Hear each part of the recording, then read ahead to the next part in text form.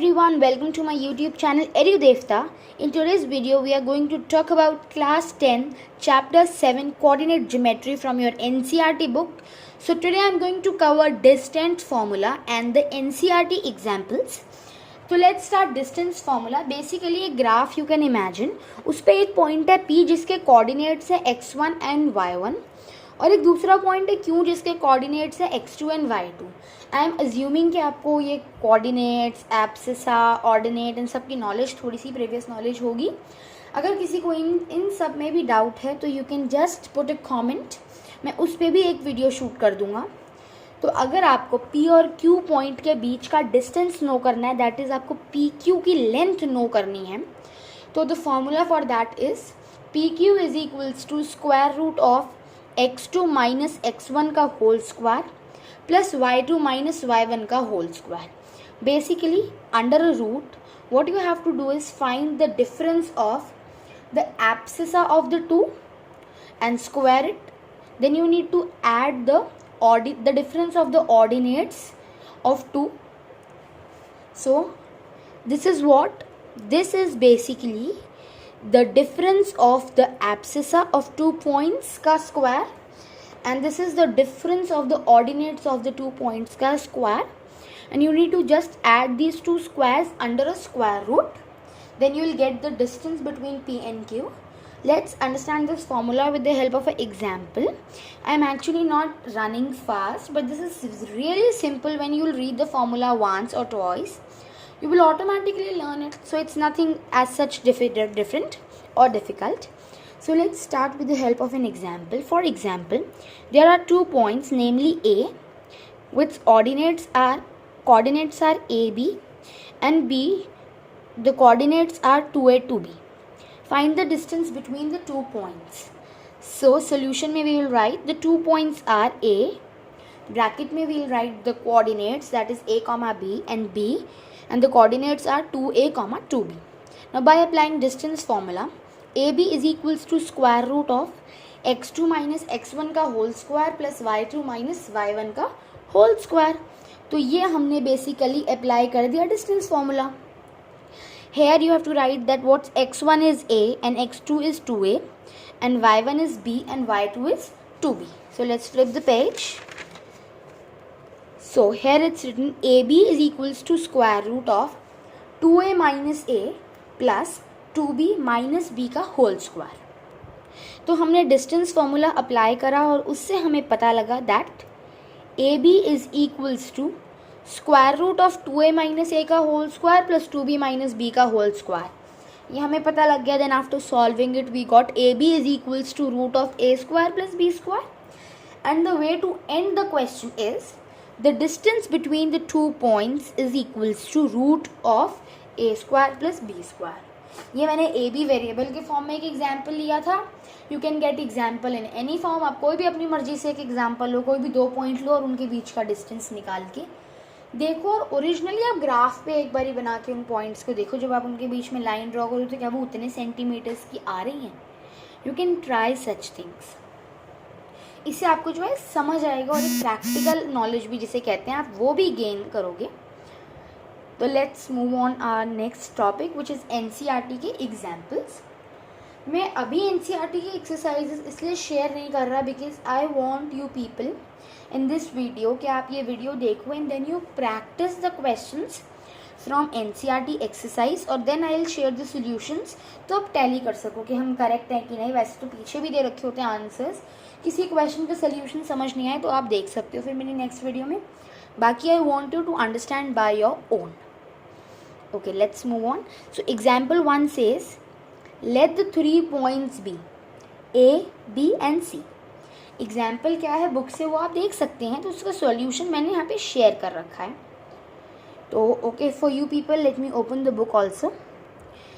And मैंने जो solutions हैं वो NCERT वाले एज इट इज़ नहीं कॉपी करे हैं. मैंने अपने खुद अलग वे से सॉल्व करा है. किसी क्वेश्चन में मैच हो तो प्लीज़ आई एम सॉरी, क्योंकि मैंने जो है सॉल्व करके देखा ही नहीं, मतलब NCERT के एग्जाम्पल्स का सोल्यूशन देखा ही नहीं है. आंसर मैच कर लिया था, सोल्यूशन का वे नहीं देखा मैंने. तो एग्जाम्पल 1 हमें कहता है do the points 3, 2 -2, -3 and 2, 3 form a triangle? If so, name the type of triangle formed. Okay तो इसमें मैंने एक क्वेश्चन के सॉल्यूशन करते हुए घपला भी करा था, that I let you know. Let the 3 points be A 3, 2, B -2, -3, C 2, 3. By applying distance formula हमने ए बी पे अप्लाई करा तो ए बी आ गया √50 यूनिट्स. जब कुछ नहीं दे रखा होता हम यूनिट्स लगा देते हैं आगे. B C is √52 units and A C is √2 units. अब यहाँ पे जो है therefore the 3 points form a triangle because इस क्वेश्चन की वेटेज बड़ी कम है. If the same question come in you know more weightage for 3 और 4 मार्क्स, ये जैसे मैंने 2 मार्क्स के अकॉर्डिंगली सॉल्व करा है, यू कैन सी 3 मार्क्स का अगर 4 मार्क्स का एग्जामिनेशन में ये क्वेश्चन आ जाता है तो what you need to do is very different from what I have done. आपने फिर इसमें क्या करना है वो यू नीड टू सी कि आपने जो करना है वो ये है, आपने यहाँ पे प्रूफ करना है that the sum of 2 sides of a triangle is greater than the sum of the third side. मतलब कि समझिए अगर हम जैसे कि ये एक ट्राइंगल की 3 साइड्स हैं A, B और C, तो A + B is always greater than C. ये चीज़ अगर आपको 4 मार्क्स के क्वेश्चन में आती है, 3 में आती है तो you need to prove it. 3 में भी चलो मार्किंग स्कीम पे डिपेंड करता है. And sorry for some disturbance. So now आपने ये प्रूफ करा, उसके बाद then you have to say therefore the 3 points form a triangle. और यहाँ पे जो है मैंने ये चीज़ मिस कर दी, तो I am putting small question mark कि अगर ये 4 मार्क्स का होता तो आपको ये चीज़ बीच में नहीं करनी.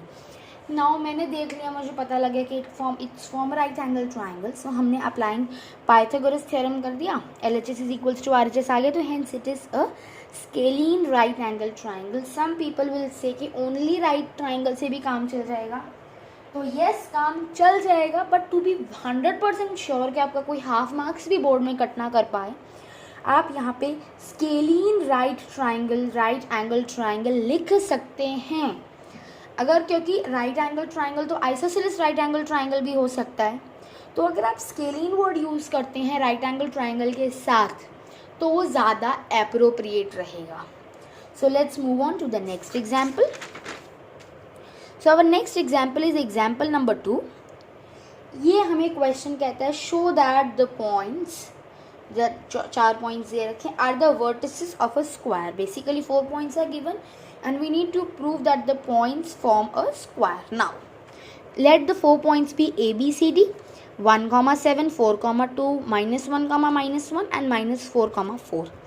अब टू प्रूव अ स्क्वायर हमें जो क्वाड्रिलेटरल्स की हमने प्रॉपर्टीज़ पढ़ी थी, इसमें स्क्वायर की प्रॉपर्टीज़ क्या हैं?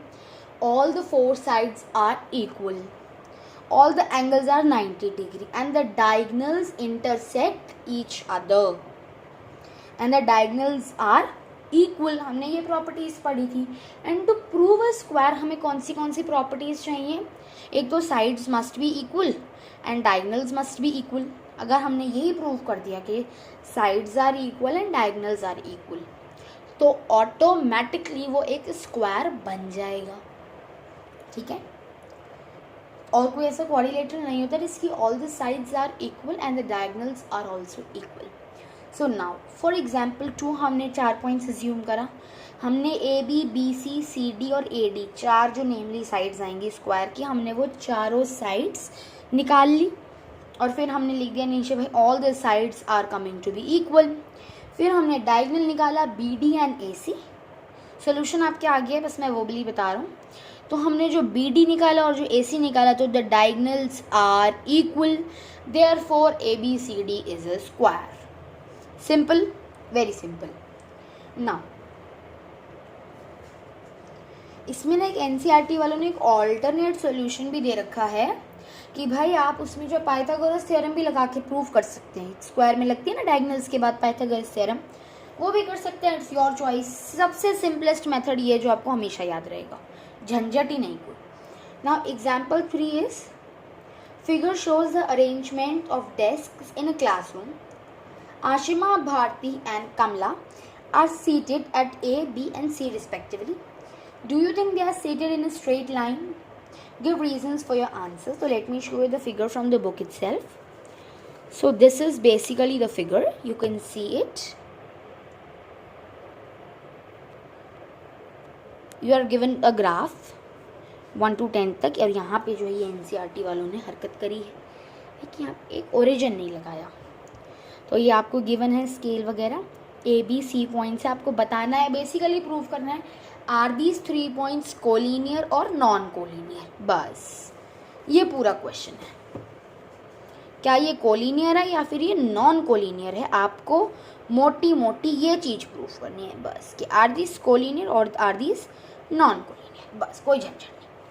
हमने जो है 3 पॉइंट्स ले लिए, ABC कोऑर्डिनेट्स मेंशन कर दिए, सबसे इम्पॉर्टेंट चीज़। उसके बाद भाई जो AB है, AB is equals to BC is equals to AC is equals to, निकाल दिया।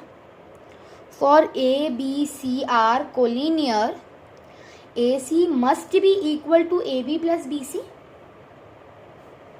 ये बात आप कैसे समझेंगे, A, B और C 3 पॉइंट्स गिवन है आपको।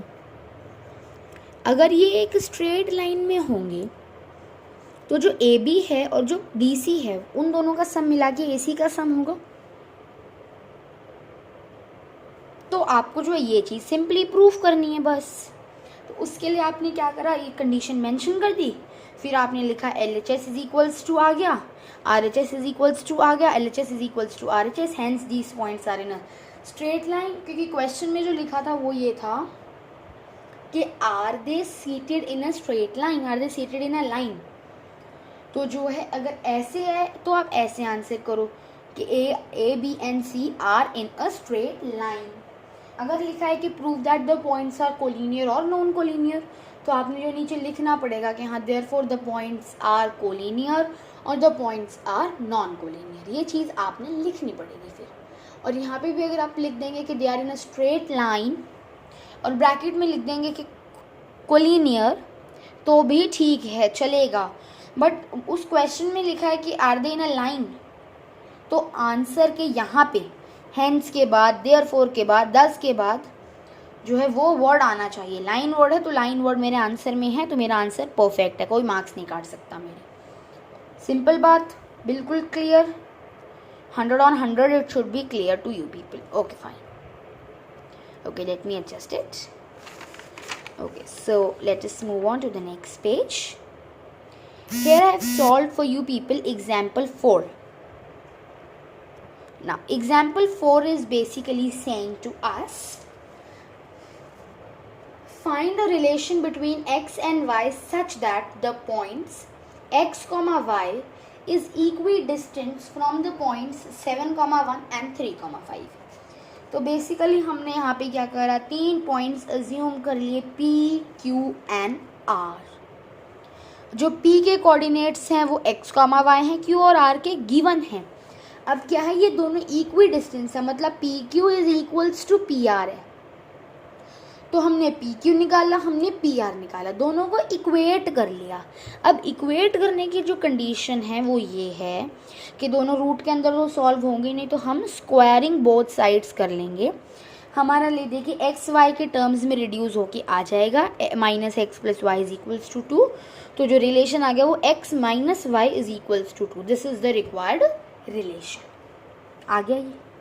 चलो let's move to example 5.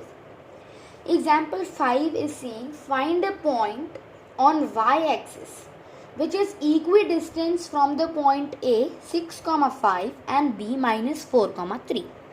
Now example 5 हमें कह रहा है let the points on y-axis and y-axis be, क्या लेंगे हम y-axis को, प्लीज थिंक। अगर कोई पॉइंट y-axis पे है तो उसका perpendicular distance from y axis भी 0 होगा। मतलब कि if any point is lying on y axis तो उसका जो ऑर्डिनेट है वो 0 होगा। तो हमने जो वाई एक्सिस का पॉइंट है उसको कैपिटल एक्स अज्यूम कर लिया और बोला कि जो उसके कोऑर्डिनेट्स हैं वो x, 0 हैं। ए और बी पॉइंट्स के कोऑर्डिनेट मेंशन कर दिए। अब जो है अगर x इक्वी डिस्टेंस है, जैसे ये क्वेश्चन में P Q is equals to P R है, अगर x इक्वल है यहाँ पे तो ax is equals to b x होना चाहिए। मैंने कोई फिगर ड्रॉ करके नहीं दिखाया।